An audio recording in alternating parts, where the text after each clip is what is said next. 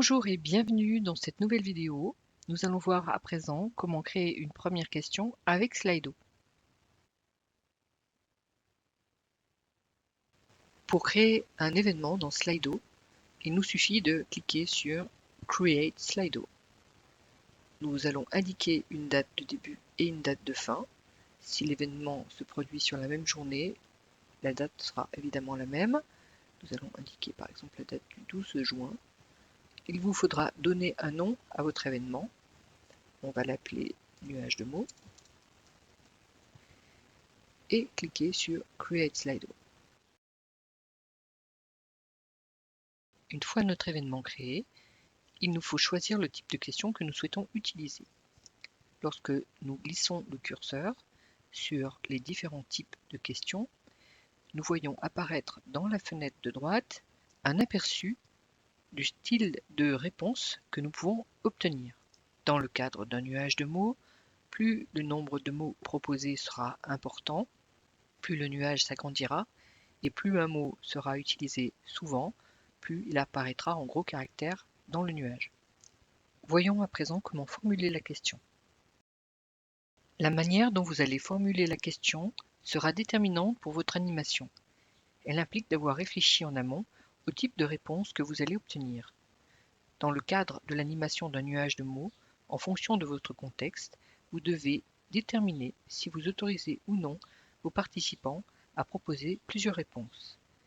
Si vous animez une conférence avec 100 personnes, une formation avec 20 personnes ou une séance d'éducation thérapeutique avec seulement quelques patients, le nombre de mots obtenus sera évidemment différent. Dans ce dernier cas, il est indispensable d'autoriser les patients à proposer plusieurs mots afin d'obtenir un résultat exploitable. Pour cela, vous devez activer le curseur « Autoriser les réponses multiples » dans la partie « Paramètres » du sondage. Le second curseur permet de filtrer les mots vulgaires. Le curseur suivant permet de limiter le nombre de caractères dans la réponse. Le quatrième curseur permet d'ajouter une ligne de description de votre sondage. Enfin, le dernier curseur, lorsqu'il est activé, permet aux participants de voir le nuage de mots se former en temps réel sur leurs écrans. Vous pouvez également illustrer votre sondage par une image. Vous avez accès à une banque d'images libre de droit et gratuite. Vous devrez, lors de la première utilisation, accepter les conditions générales d'utilisation. Formulons à présent la question. La question sera « Qu'évoque pour vous le mot médicament ?» Dans la partie description, nous allons préciser ce qui est attendu des participants. Écrivez les 3 mots qui vous viennent à l'esprit lorsque vous entendez le mot médicament. Une fois votre question rédigée, vous pouvez soit lancer le sondage en cliquant sur la flèche verte, soit l'enregistrer. C'est ce que nous allons faire à présent. Lorsque votre sondage est enregistré, vous pouvez à tout moment le modifier en cliquant sur les 3 points et en cliquant sur Edit. Le menu vous permet également de supprimer votre question, de voir vos résultats ou de les remettre à zéro, de partager la question ou de la dupliquer.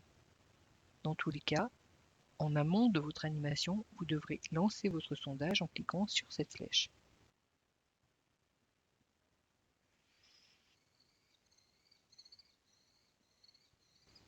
Sur la page de droite, vous retrouvez les informations que vous pouvez partager avec vos participants pour qu'ils puissent se connecter à votre animation.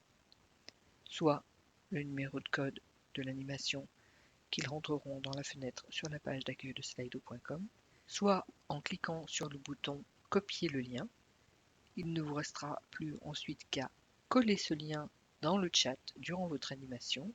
Les participants pourront cliquer sur le lien pour se connecter à la question. Si vous animez une conférence ou une formation, vous pouvez également cliquer sur le bouton « Present » qui vous permettra d'afficher à l'écran la question ainsi que le QR code que les participants pourront flasher pour répondre à la question. Ils retrouveront également le numéro à renseigner dans la page d'accueil de slido.com pour participer à l'animation. Si le fait que Slido soit en anglais vous pose problème, je vous invite à utiliser la fonction nuage de mots de l'application WooClap. Les fonctionnalités sont à peu près similaires et je vous invite à vous reporter aux vidéos consacré à WooClap pour voir comment utiliser cette application. J'espère que cette vidéo vous sera utile. Je vous remercie de votre attention. À bientôt.